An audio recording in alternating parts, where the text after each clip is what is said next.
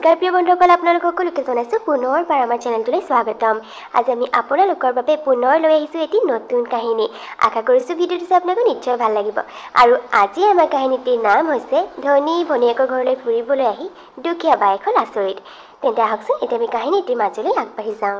ভণ্টি, সঁচাকৈ তই কিন্তু বহুত বেছি লাকি দেই। কিয়? ইমান লাকি বুলিনো তই মোক কিয় ভাবিলি বাৰু? কাৰণ তোৰ বিয়া অনিৰ্বাণৰ নিচিনা ল'ৰা এটাৰ লগত হ'বলৈ ওলাইছে। সঁচাকৈ অনিৰ্বাণহঁতৰ ঘৰখন যে ইমান ধনী, তাতে অনিৰ্বাণে ইমান ভাল চাকৰি কৰে। সি চাগে দৰমহা 80,000-90,000 পায় ন? সঁচাকৈ দেই, তাৰ ঘৰটো চাবলৈ যাওঁতে আমি দেখিছোঁ নহয়, সোমাবলৈকে ভয় লাগিছিল। যিহে ডাঙৰ ঘৰ, ৰুমবোৰ বাৰু ভালকৈ তেতিয়া চোৱা নহ'ল, একেবাৰে তোৰ বিয়াৰ পিছতে গৈ চাম আৰু। সঁচাকৈ তোৰ কপালখন কিন্তু মানিব লাগিব। বা তয়ো যে কি কথাবোৰ কৈ থাক নহয়। চা, অনিৰ্বাণক আচলতে মই তাৰ চাকৰি বা টকা পইচা এইবোৰ দেখি তাৰ লগত বিয়া হ'ম বুলি ভবা নাই। আচলতে অনিৰ্বাণ মানুহজনো বিৰাট ভাল, আৰু তাৰ মনটো, তাৰ গুণবোৰ, তাৰ স্বভাৱ চৰিত্ৰ, তাৰ ব্যৱহাৰ পাতি মানুহৰ লগত, এইবোৰ দেখিহে মই তাৰ প্ৰেমত পৰিছিলোঁ। তাৰ টকা পইচা দেখি নহয়। টকা পইচানো কি, আজি আছে কাইলৈ নাই। আচলতে মানুহৰ স্বভাৱ চৰিত্ৰ, মন, এইবোৰহে মেইন। আৰু এইবোৰ অনিৰ্বাণৰ সকলোবিলাক বিৰাটেই ভাল। গতিকে তাই সেইবোৰ গুণত মই প্ৰেমত পৰিছোঁ, টকা পইচা প্ৰেমত পৰা নাই। আৰু বা তই যে মোৰ কথা কৈ আছ, তইতো কিমান লাকি। তয়ো আমাৰ বিজয় ভিনদেউৰ নিচিনা হাজবেণ্ড এজন পাইছোঁ। ভিনদেউ কিবা কম ভাল নেকি বাৰু? মই সদায় ভাবিছিলোঁ ময়ো বিয়া হ'লে ভিনদেউৰ নিচিনা পাৰ্চনেলিটি থকা মানুহ এজনৰ লগত হ'ম। আৰু অনিৰ্বাণো ঠিকেই একেই, ভিনদেউৰ দৰে সকলো ফালৰ পৰাই ভাল। গতিকে সেইবোৰত প্ৰেমত পৰিছোঁ, আৰু সেইবোৰ ক্ষেত্ৰৰ পৰা তয়ো মোতকৈ বেছি লাগে।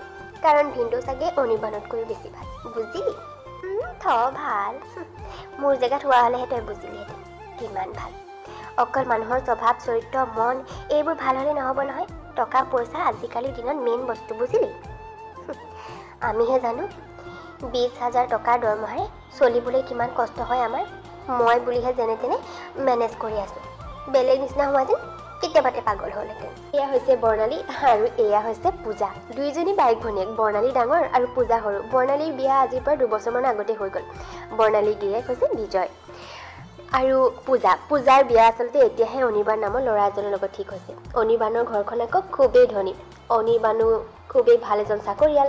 মুঠতে অনিৰ্বাণৰ মাক দেউতাক সকলোবিলাকে খুবেই ভাল ভাল চাকৰি কৰে। মুঠতে অনিৰ্বাণৰ ঘৰখন এখন লেখত ল'বলগীয়া ঘৰ। আৰু সেই অনিৰ্বাণৰ লগতে এতিয়া বৰ্ণালী ভনীয়েক পূজাৰ বিয়া ঠিক হৈছে। সাথে সাথে বিয়াখন পালেহি, আৰু পূজা আৰু অনিৰ্বাণৰ বিয়াখনো হৈ গ'ল। বিয়াৰ পিছত পূজা অনিৰ্বাণৰ ঘৰৰ বোৱাৰী হৈ গুচি গ'ল। বোৱাৰী হৈ গৈয়ে নতুন ঘৰখনত পূজাই সকলোবিলাক দায়িত্ব খুবেই সুন্দৰকৈ পালন কৰিবলৈ আৰম্ভ কৰি দিলে।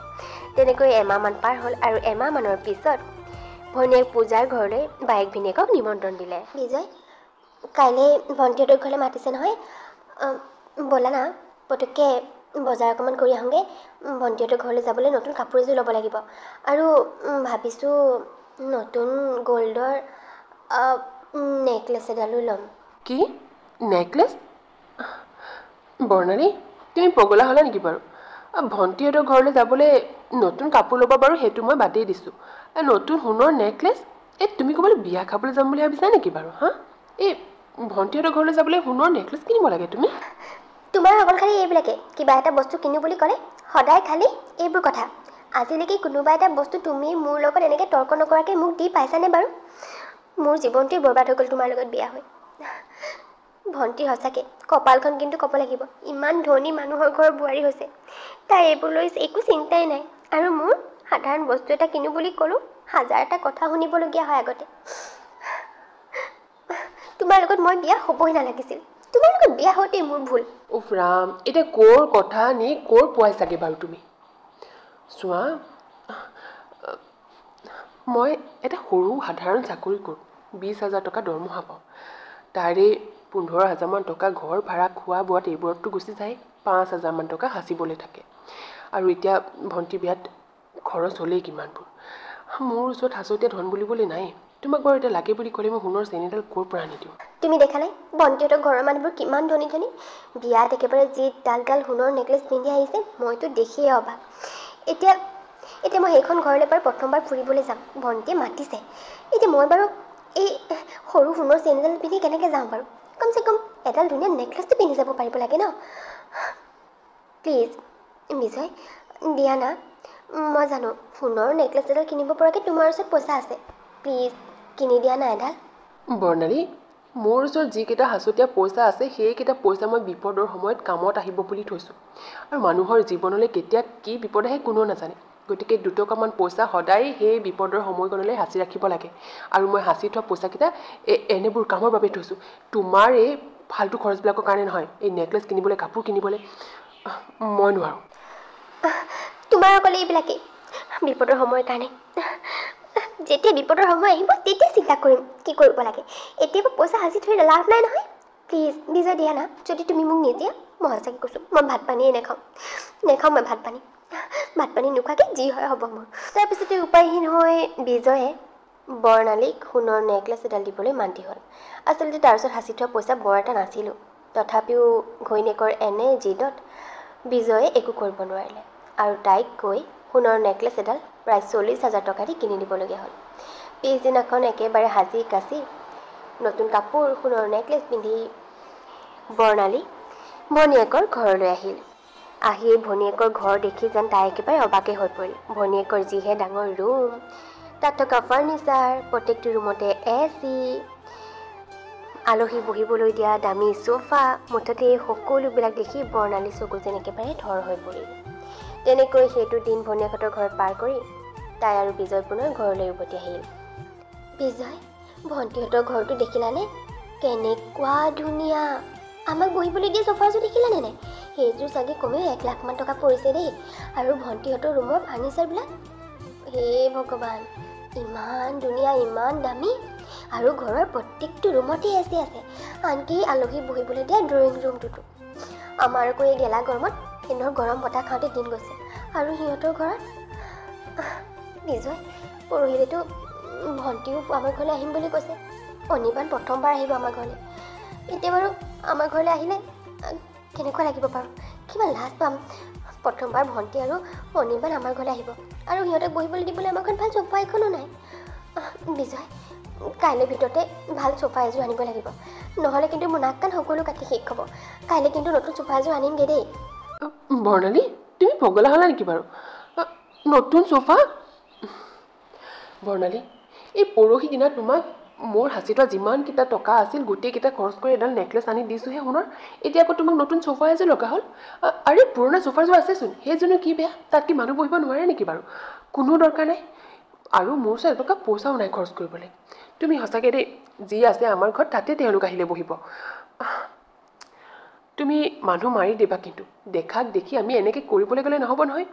অনিৰ্বাণে ইমান ভাল চাকৰি কৰে, তাৰ মাক দেউতাকে দুয়োজনে চাকৰিয়াল। গতিকে সিহঁতৰ ঘৰ ধুনীয়া নহয় কাৰ ঘৰ ধুনীয়া হ'ব? আৰু অনিৰ্বাণে দৰমহা পায় 80-90 হাজাৰ আৰু মই পাওঁ মাত্ৰ 20,000 টকা।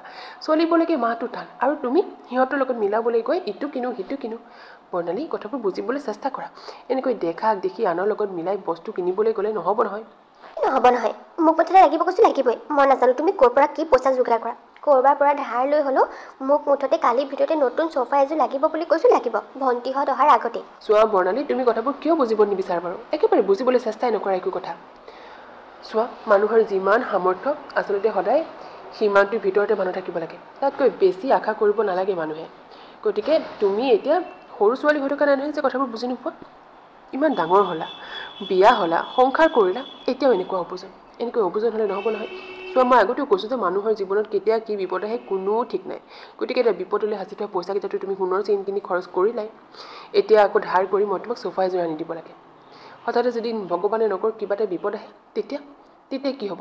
ক'ৰ পৰা কেনেকৈ কি পইচা যোগাৰ কৰিবা বাৰু? মই সেইবোৰ নাজানো। মুঠতে মোক নতুন চোফা কালিৰ ভিতৰত লাগিব কৈছোঁ লাগিব। বিপদৰ সময় আমুক তামুক এইবোৰ কৈ সদায় তুমি মোক এনেকৈ বাধা দিব নোৱাৰা। একো এটা বস্তু লাগে বুলি ক'লে মই নাপাওঁ। মুঠতে শান্তি নোহোৱা হ'ল তোমাৰ লগত বিয়া হৈ মোৰ জীৱনটোৱে ধ্বংস মোৰ। আৰু এটা কথা বৰ্ণালী, চোৱা, মানুহৰ ওচৰত আচলতে যি আছে ভগৱানে যি দিছে তাকে লৈ সুখী হ'বলৈ সদায় চেষ্টা কৰিব লাগে। চিন্তা কৰি চোৱাচোন, তোমাৰ ওচৰত আজি থাকিবলৈ ঘৰ আছে, শুবলৈ বিচনা আছে, গৰম উঠিলে চলাবলৈ ফেন আছে। গতিকে ইয়াতকৈ বেছি আৰু তোমাক কি লাগিছে বাৰু? কিন্তু কিছুমান মানুহৰ ওচৰত যে সেয়াও নাই। এই ৰ'দে বৰষুণে কিছুমান মানুহ ঘৰৰ বাহিৰত দিন কটাব লগা হৈছে। সেই ফুটপাথৰ কিনাৰত মানুহে জীৱনটো পাৰ কৰিবলগীয়া হৈছে। নাই থাকিবলৈ তেওঁলোকৰ ঘৰ আছে, না শুবলৈ বিচনা আছে। তথাপিতো সেইবোৰ মানুহ জীয়াই আছে। গতিকে তুমি নিজকে বহুত ভাগ্যৱান বুলি ভাবিব লাগে যে তোমাৰ ওচৰত এই সকলোবিলাক বস্তু আছে আৰু তুমি সেইবোৰ কথাকে বুজি নাপাই সদায় ধনী তোমাৰ ভণ্টিৰ লগত নিজকে তুলনা কৰিবলৈ যোৱা। এয়া তোমাৰ ভুল ধাৰণা তোমাৰ। অহ' বিজয়, তোমাৰ লেকচাৰ বন্ধ কৰা। তোমাৰ লেকচাৰ শুনি থাকিবলৈ মোৰ একেবাৰে ইচ্ছা নাই। মই মুঠতে কালিৰ ভিতৰতে নতুন চোফা এযোৰ ল'ম বুলি কৈছোঁ, ল'মেই। পইচা ক'ৰ পৰা যোগাৰ কৰা সেইটো তোমাৰ প্ৰব্লেম। মুঠতে বৰ্ণালীয়ে বুজি নাপায়। উপায়হীন হৈ বিজয়ে পিছদিনাখনেই বেলেগৰ পৰা ধাৰ লৈ হ'লেও বৰ্ণালীক নতুন চোফা এযোৰ আনি দিলে। নতুন চোফাযোৰ আনি দিয়াৰ পাছতহে যেন বৰ্ণালীয়ে শান্তি পালে। তাৰ পিছদিনাখনেই ভনীয়েক আৰু জোঁৱাই সিহঁতৰ ঘৰলৈ আহিল। দিনটো সিহঁতৰ ঘৰত পাৰ কৰি সন্ধিয়ালৈ সিহঁত উভতি গুচি গ'ল। তেনেকৈ দুদিনমান পাৰ হ'ল। তাৰ পিছতে এদিন হঠাতে ঘটিল এটা দুৰ্ঘটনা। বিজয় বাইক দুৰ্ঘটনা। দুৰ্ঘটনাৰ পিছতে লৰালৰিকৈ বিজয়ক হস্পিটেলত এডমিট কৰা হ'ল আৰু ডক্টৰে চোৱা চিতা কৰি ক'লে যে বিজয় ভৰি এখনত খুবেই বেছি বেয়াকৈ আঘাতপ্ৰাপ্ত হৈছে। গতিকে ইমিডিয়েট ভৰিখনৰ অপাৰেশ্যন কৰিব লাগিব, যাৰ বাবে টকাৰ প্ৰয়োজন হ'ব প্ৰায় 2 পৰা 3 লাখ। কথাষাৰ শুনাৰ লগে লগে বৰ্ণালীৰ মূৰত যেন সৰকখন ভাগি পৰিল। তাই এতিয়া কি কৰিব, ক'লৈ যাব, ক'ৰ পৰা ইমানবোৰ পইচা যোগাৰ কৰিব? যিকেইটা সাঁচতীয়া ধন আছিল সকলোবিলাক তাই চখ পূৰণ কৰোঁতে বিজয়ে শেষ কৰিলে। এতিয়া তাই ক'ৰ পৰা সহায় বিচাৰিব? বিজয়ক তাই কেনেকৈ সুস্থ কৰি তুলিব? যদিহে অপাৰেশ্যন কৰিব নোৱাৰে তেনেহ'লে বিজয় জীৱনৰ বাবে পংগু হৈ পৰিব। তাই এতিয়া কি কৰিব, তাই যেন একো উপায় বিচাৰি নোপোৱা হ'ল। তেনেকুৱাতে যেনিবা ভনীয়েক আৰু জোঁৱাইক আহি তাইক সহায়ৰ হাত আগবঢ়ালে। ভনীয়েক আৰু জোঁৱাইকে সকলোবিলাক খৰচ পাতি বহন কৰিম বুলি ক'লে। তেতিয়াহে যেন বৰ্ণালীয়ে অকণমান শান্তি পালে। কিন্তু বৰ্ণালীয়ে এই ঘটনাটোৰ পৰা এটা কথা ভালকৈ উপলব্ধি কৰিলে যে আচলতে ধনী ভনীয়েকৰ লগত নিজকে তুলনা কৰিবলৈ গৈ ইটো লাগে সিটো লাগে বিজয়ৰ সকলো সাঁচতীয়া ধন তেনেকৈ খৰচ কৰি তাই কিমান যে ডাঙৰ ভুল কৰিছিল। বিজয়ে ঠিকেই কৈছিল যে মানুহৰ জীৱনত বিপদ কেতিয়া আহে কোনো ক'ব নোৱাৰে। গতিকে প্ৰয়োজনৰ সময়ৰ বাবে মানুহে সদায় হাতত টকা সাজি ৰাখিব লাগে। কিন্তু তাই সেইবোৰ কথা বুজি নাপায় ধনী ভনীয়েকৰ লগত নিজকে তুলনা কৰিবলৈ গৈ সকলোবিলাক টকা শেষ কৰিছিল। আৰু মানুহৰ ওচৰত আচলতে যি সামৰ্থ্য আছে সিমানটোহে আশা কৰিব লাগে আৰু তাকে লৈ সদায় সুখী হ'বলৈও চেষ্টা কৰিব লাগে। এই ঘটনাটোৱে যেন বৰ্ণালীক সেই সকলোবিলাক কথাৰ উপলব্ধি কৰালে। তাই সকলোবোৰ কথা ভালকৈ বুজি পালে আৰু তেতিয়াৰে পৰা ধনী ভনীয়েকৰ লগত আৰু তাই নিজকে তুলনা নকৰা হ'ল। নিজৰ ওচৰত যি আছে তাকে লৈ সুখী হৈ থাকিবলৈ তাই চেষ্টা কৰিলে। তাই নিজৰ ভুলবোৰ বুজি পালে। তেন্তে কাহিনীটো কৰি দিছোঁ আমি ইয়াতে শেষ। যদিহে আপোনালোকৰ ভাল লাগিল তেন্তে প্লিজ ভিডিঅ'টো লাইক আৰু এটা কমেণ্ট কৰি দিব। আৰু যদি আপোনালোক আমাৰ চেনেলত নতুন তেন্তে প্লিজ আমাৰ চেনেলটো ছাবস্ক্ৰাইব কৰি দিব। তেন্তে লগ পাম পুনৰ এটি নতুন কাহিনীৰ সৈতে। তেতিয়ালৈকে বাই।